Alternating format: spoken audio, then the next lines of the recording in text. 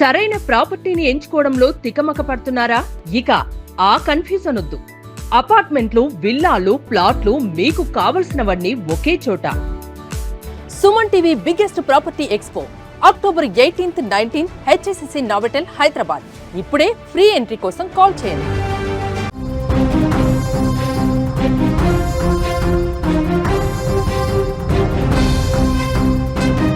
Maoist పార్టీకి భారీ shock తగిలినట్లుగా తెలుస్తూ ఉంది. సీఎం సమక్షంలో మల్లోజుల లొంగుబాటుకి గురైనట్లుగా కూడా తెలుస్తూ ఉంది.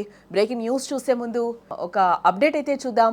హైదరాబాద్ మొత్తంలో ఉన్న బెస్ట్ ప్రాపర్టీస్ అన్నింటినీ ఒకే వేదికపైకి తీసుకొస్తోంది సుమన్ టీవీ.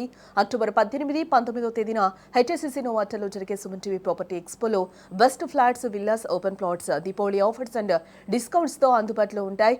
మీరు విజిట్ చేసి ప్రతి గంటకి ఒక గోల్డ్ కాయిన్ గెలుచుకునే ఛాన్స్ కూడా ఉంది. ఫ్యామిలీతో రండి, మీ డ్రీమ్ ప్రాపర్టీని సొంతం చేసుకోండి. ఇప్పుడు అసలు బ్రేకింగ్ లోకి వెళ్దాం.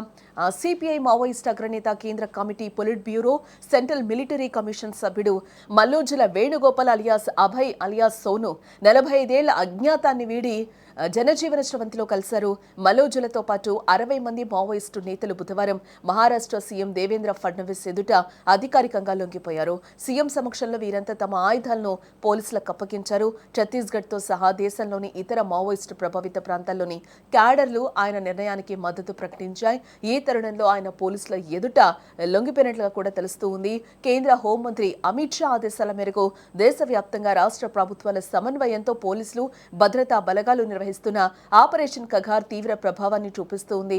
వరుస ఎన్కౌంటర్లలో వందల కొద్ది మావోయిస్టులు ప్రాణాలు కోల్పోతూ ఉన్నారు. ఈ నేపథ్యంలోనే గత సెప్టెంబర్లో మల్లోజుల తమ ఆయుధాలు వదిలిపెట్టేందుకు సిద్ధమని కూడా పత్రికా ప్రకటన చేశారు. మల్లోజుల నిర్ణయాన్ని ఇతర మావోయిస్టు ప్రభావిత ప్రాంతాల్లోని కొన్ని క్యాడర్లు మద్దతు పలికాయి. 70 ఏళ్ల మల్లోజులతో పాటు ఆయన అనుచరులు 60 మంది పోలీసుల వద్ద తమ ఆయుధాలు వదిలిపెట్టి లొంగిపోయారు. ఈ విషయాన్ని ఛత్తీస్గఢ్ ఉప ముఖ్యమంత్రి విజయ్ శర్మ కూడా ధృవీకరించడం జరిగింది. అయితే మల్లోజుల విషయానికి వస్తే సుదీర్ఘ కాలంగా మావోయిస్టు పార్టీలో పనిచేస్తున్న వేణుగోపాలరావు పెద్దపల్లి జిల్లా కేంద్రానికి చెందిన మల్లోజుల మధురమ్మ వెంకటయ్య దంపతులకు 1956లో జన్మించారు. కోటేశ్వరరావు అలియాస్ కిషన్ జేకి సోదరుడు. వీరి తండ్రి వెంకటయ్య స్వాతంత్ర సమరయోధుడు. ఐటీఐ చదువుతున్నప్పుడే ఆర్ఎస్యూలో చేరి కమ్యూనిస్టు భావజాలాన్ని అలవర్చుకున్నారు. ఆదిలాబాద్ జిల్లాలో ప్రభుత్వ ఉద్యోగం వచ్చిందని చెప్పి అడవిబాట పట్టారు. అప్పటికే ఆయన సోదరుడు మల్లోజుల కోటేశ్వరరావు పీపుల్స్ వార్లో ఉండడంతో వేణుగోపాల్ కూడా 1981, 82 ప్రాంతంలో అదే పీపుల్స్ వార్లో చేరారు. అన్న కిషన్జీ బాటలో నడిచిన వేణుగోపాలరావు అజ్ఞాతం వైపు కదిలి మావోయిస్టు పార్టీలో అంచెలంచెలుగా ఎదిగి క్రియాశీలక పాత్రను పోషించారు. ఉద్యమంలో ఉంటూ పోరాడుతున్న గచ్చిరోలి దళ సభ్యురాలు సిడాం విమలచంద్ర అలియాస్ తారక్క పెళ్లి చేసుకున్నారు. 2024లో ఆమె అనారోగ్య పరిస్థితుల కారణంగా మహారాష్ట్ర సీఎం ఫడ్నవీస్ సమక్షంలోనే 10 మంది మావోయిస్టులతో కలిసి లొంగిపోయారు. ఇప్పటి వరకు ఆయనపై 100కు పైగా కేసులు కూడా ఉన్నాయి.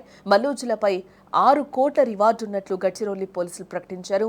మల్లోజుల ఆయన సహచర బృందాన్ని సీఎం ఫడ్నవీస్ జనజీవన స్రవంతిలోకి ఆహ్వానించారు.